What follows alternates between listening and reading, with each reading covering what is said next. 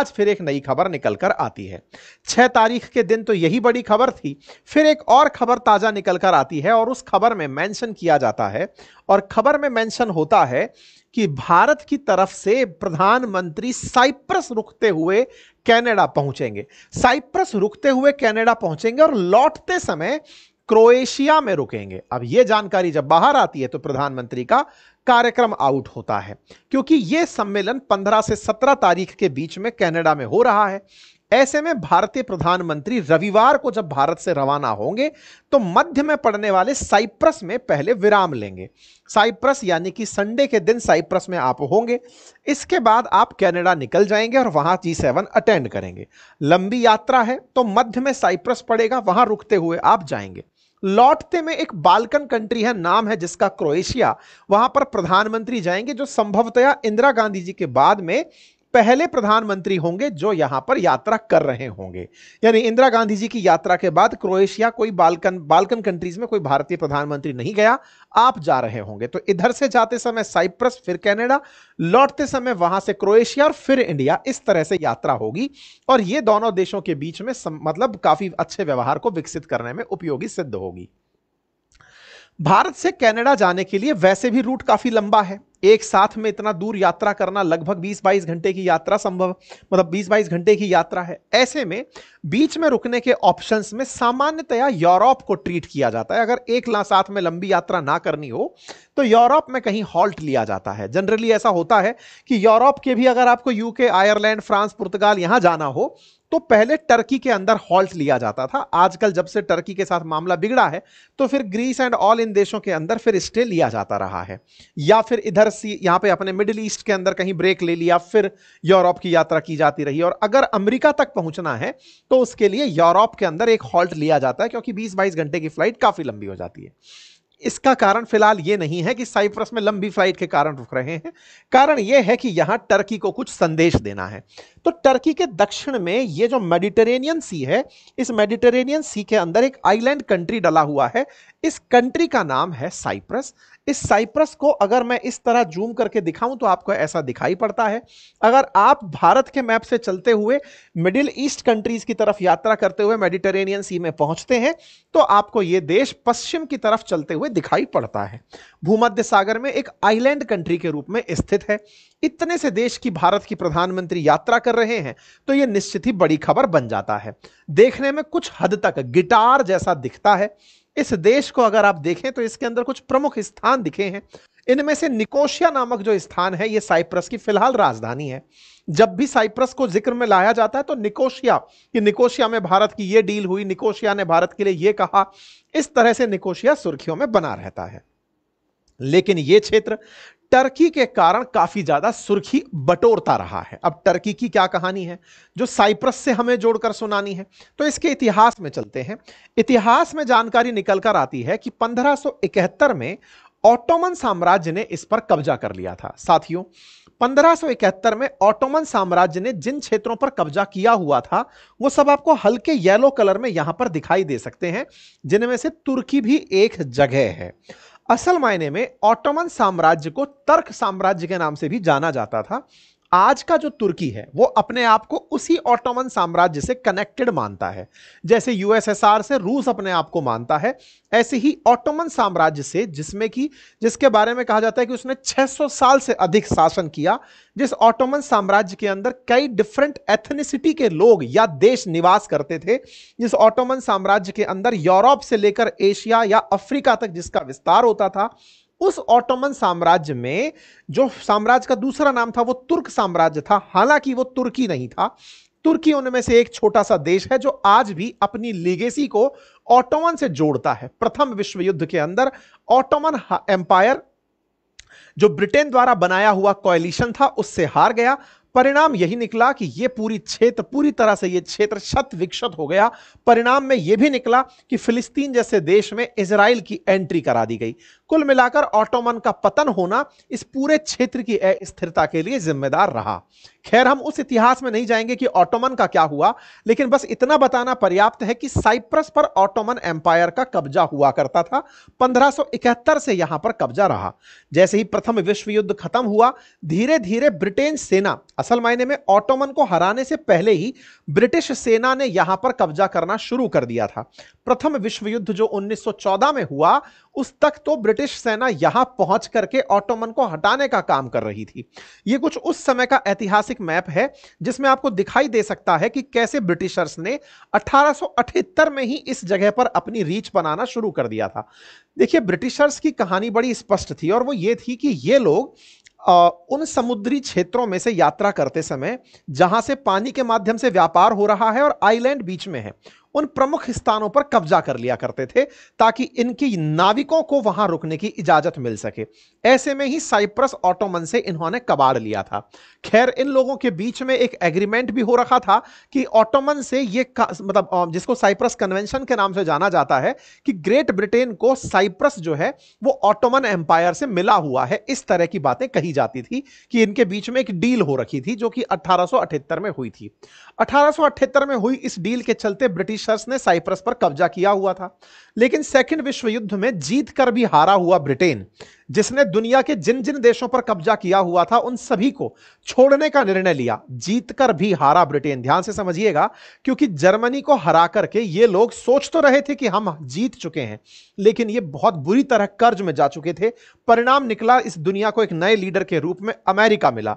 Britain जीतकर भी हार चुका था क्योंकि इसके सारे के सारे उपनिवेश इससे आजाद होने के लिए सज्ज थे, और उसी क्रोनोलॉजी में आजाद होने पहुंचा सन 1960 में साइप्रस। 1878 से चला आ रहा ब्रिटिश साम्राज्य 1960 में जाकर के यहां से अंत हुआ और एक नए देश का जन्म हुआ। जैसे ही इस नए देश का जन्म हुआ, किसी का दिमाग दौड़ा और वो था तुर्की। दिमाग उसका यह दौड़ा कि जैसे ही ब्रिटिशर्स यहां से गए, तत्काल प्रभाव से जाकर मैं साइप्रस पर कब्जा कर लेता हूं और इस जगह पर अपना शासन पुराना वाला स्थापित कर लेता हूं, क्योंकि ब्रिटिशर्स यहां से जा रहे हैं। इस सोच के साथ उसने यहां पर हमले की प्लानिंग 1970s में की और वो इस प्लानिंग में कामयाब भी हुआ।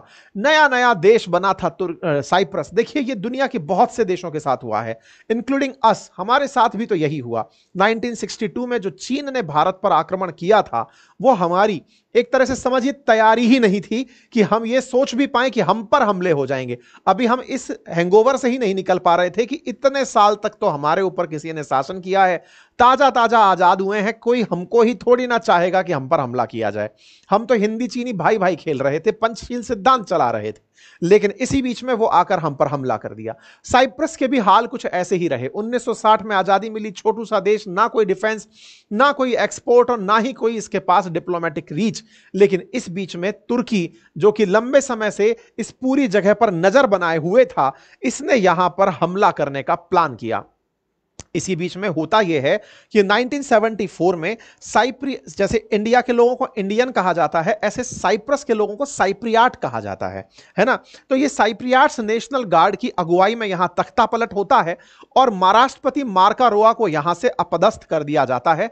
तख्ता पलट को ग्रीस का समर्थन था। दो देश इसको पाने में जुट गए, उनमें से एक ग्रीस जो कि पड़ोस में ही बैठा है तुर्की के बिल्कुल पश्चिम में, और एक तरफ तुर्की। ये दोनों ही यहां पर अपना प्रयास जुटाने में जुट गए। परिणाम यह निकला कि तुर्की ने यहां पर हमला कर दिया और हमला करके इसके लगभग 1/3 हिस्से को अपने कब्जे में ले लिया। तुर्की का यहां हमला होता है और आज जो आपको ये येलो पट्टियों में क्षेत्र दिखाई दे रहा है, ये 1974 से तुर्की के पास में है। यूएन यहां मध्यस्थता कराने आता है। ये जो ग्रीन लाइन आपको दिखाई दे रही है, ये साइप्रस को दो भागों में बांटती हुई लाइन है। उत्तर की तरफ का क्षेत्र तुर्की के कब्जे में है, दक्षिण का क्षेत्र इस समय पर आजाद है, जिसकी राजधानी निकोशिया है। इस आजाद क्षेत्र में अभी भी यूके की फोर्सेस यहां पर आज भी डेरा डाले खड़ी हैं। ये यूनाइटेड किंगडम की फोर्सेस हैं और इन बेसिस पर यूएस ने अपना डेरा डाल रखा है। मतलब आप सोचिए, इतने से साइप्रस पर कितनों की नजर है। यहां पर जो माहौल है ये ग्रीस के लोगों का है, यानी कि यूनान के लोग यहां पर प्रमुखता से 77% रहते हैं, ईसाइयत को फॉलो करते हैं। उत्तर की तरफ वाले जो देश में लोग हैं ये भगा दिए गए, जो यहां के ईसाई थे उन्हें तुर्की द्वारा भगा दिया गया या मार दिया गया या जेल में डाल दिया गया। 1/3 क्षेत्र पर साइप्रस के लगभग 1/3 क्षेत्र पर तुर्की का कब्जा, बाकी 2/3 में से प्रमुखता से ग्रीस का प्रभुत्व, तीसरा यहां पर यूके और यूएसए का पूरा इंटरफेरेंस, और दुनिया का हर देश चाहता है कि साइप्रस पर हमारी नजर बनी रहे, बिकॉज साइप्रस से मेडिटेरेनियन सी में अपना कंट्रोल स्थापित करना बहुत आसान है। फिलहाल के लिए तुर्की साइप्रियट्स का 18% क्षेत्र, 18% आबादी यहां पर रखी जाती है। इसके चलते तुर्की में, मतलब इसके चलते साइप्रस में काफी समय तक लंबा विवाद रहा है। अब आप इससे अंदाजा लगा सकते हैं, जिस देश ने अपना 1/3 हिस्सा तुर्की के हवाले कर दिया हो, या फिर कहिए कि तुर्की ने जिससे छीन लिया हो, हजारों लोगों को बेघर कर दिया हो, जेल में डाल दिया हो, मार डाला गया हो, उन लोगों में कितनी नफरत तुर्की के खिलाफ होगी।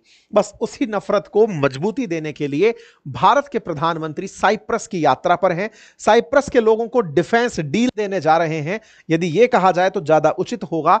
इतना ही नहीं, यह बताने के लिए सिग्निफिकेंटली तुर्की को भी पर्याप्त होगा कि जिस देश पर तुम सोचते हो कि भविष्य में और एक्सपेंड करके कब्जा कर लिया जाएगा, उसके साथ हम खड़े हैं, और उस देश के साथ हमारा खड़ा होना अटल बिहारी वाजपेयी और इंदिरा गांधी जी की यात्रा के बाद तीसरे प्रधानमंत्री के रूप में भारत की एक सूझबूझ, कूटनीतिक सूझबूझ की तरफ इशारा करती है।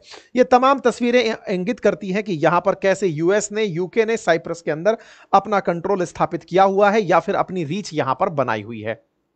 यूनाइटेड नेशंस के द्वारा यहां पर जो भी वियना कन्वेंशन के थ्रू काम किया गया, उस पर तुर्की का खूब क्रिटिसिज्म हुआ। बात की जाए भारत की, जब भारत साइप्रस की यात्रा पर भारतीय प्रधानमंत्री जा रहे होंगे तो भारत के साथ उनके बायलैटरल रिलेशंस की भी चर्चा होगी। भारत साइप्रस के साथ 1962 से द्विपक्षीय संबंध रखता है।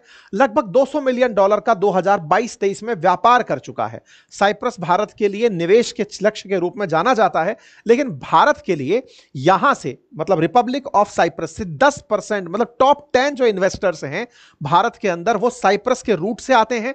लगभग 12.64 बिलियन का भारत में 2000 से लेकर 2023 के बीच में जो एफडीआई आया है, वो वाया साइप्रस रूट आया है। इसलिए भारत के लिए साइप्रस मायने रखता है।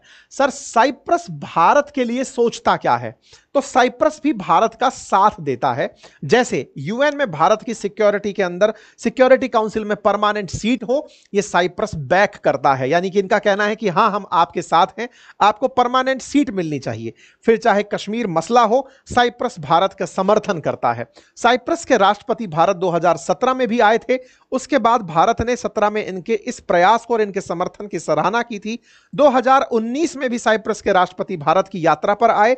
इसके साथ साथ इसी बीच में यूएस ने साइप्रस के ऊपर लगे हुए हथियार के प्रतिबंध हटा करके इसे तुर्की के सामने लाकर भी ताजा ही खड़ा किया।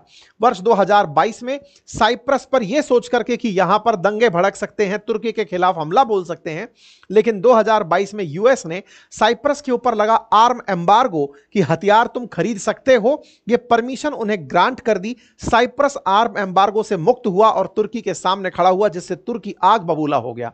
इसी के चलते भारत की तरफ से भारत के विदेश मंत्री यहां पर इनसे मुलाकात करते हैं और यूएन में साइप्रस के हित की बात रखते हैं, साइप्रस का पक्ष रखते हैं। यानी जिस तरह से भारत के खिलाफ तुर्की कश्मीर के मामले पर यूएन में बोलता है, हम साइप्रस के मामले में यूएन में बोलते हैं और साइप्रस का साथ देते हैं। इतना ही नहीं, इन्हें डिफेंस डील तक हम लोगों ने 2022 में टिका दी थी। भारत के विदेश मंत्री ने बकायदा इनकी तरफ से इनको अपना स्टेटस स्पष्ट कर दिया था कि भारत आपके साथ हर तरह से है। आपको निवेश के मतलब विदेशी निवेश के क्षेत्र में जिस तरह का सहयोग भारत का आप कर रहे हैं, हम लोग अपनी तरफ से आपका डिफेंस में और यूएन में मदद करेंगे। इसी क्रोनोलॉजी में भारत के प्रधानमंत्री यहां जाकर इस रिश्ते को और मजबूती देने जा रहे हैं। ठीक है, 2022-23 में जब यहां नए राष्ट्रपति बने, भारत की तरफ से उन्हें अपनी तरफ से बधाई संदेश भी दिया गया था। तो अब संभवतः आपको यह समझ में आ गया होगा कि यह यात्रा कितनी कूटनीतिक है, इसके किस तरह के मायने होंगे। संभवतः तुर्की यह समझ पाएगा कि जिस तरह वो पाकिस्तान का साथ देकर भारत के खिलाफ हरकत कर रहा है, भारत का बिगाड़ कुछ नहीं पाया, लेकिन भारत का बुरा जरूर बन गया। अब भारत साइप्रस को, क्योंकि उस पे से आर्म एम्बार्गो हट गया है, अपनी तरफ से बहुत सारे ड्रोन्स जैसे इन्होंने हमें दिए, इन्होंने पाकिस्तान को दिए थे भारत पर चलाने के लिए, भारत इन्हें देगा तुर्की पर चलाने के लिए। भारत इन्हें डिफेंस सिस्टम बेचेगा, भारत इन्हें संभवतः ब्रह्मोस बेचेगा, भारत इन्हें वो सारे हथियार उपलब्ध कराएगा जो तुर्की के ऊपर चलाए जा सके। इसे कहते हैं जैसे को तैसा। आपको यह तरीका कैसा लगा इसे जरूर बताएं। पाकिस्तान का साथ देने वालों के साथ इससे भी बुरा होना चाहिए, इससे भी खतरनाक ट्रीटमेंट होना चाहिए। यह तो बस शुरुआत है, अभी अजरबैजान की बारी है। आने वाले समय में आप जरूर सुनेंगे कि भारत का कोई ना कोई प्रतिनिधि अजरबैजान के विरोधी आर्मेनिया की यात्रा पर गया है। ज्यादा देर इस बीच में नहीं है। बाकी आप इस विषय पर अपनी राय अवश्य कमेंट बॉक्स में रखें। बाकी पढ़ने लिखने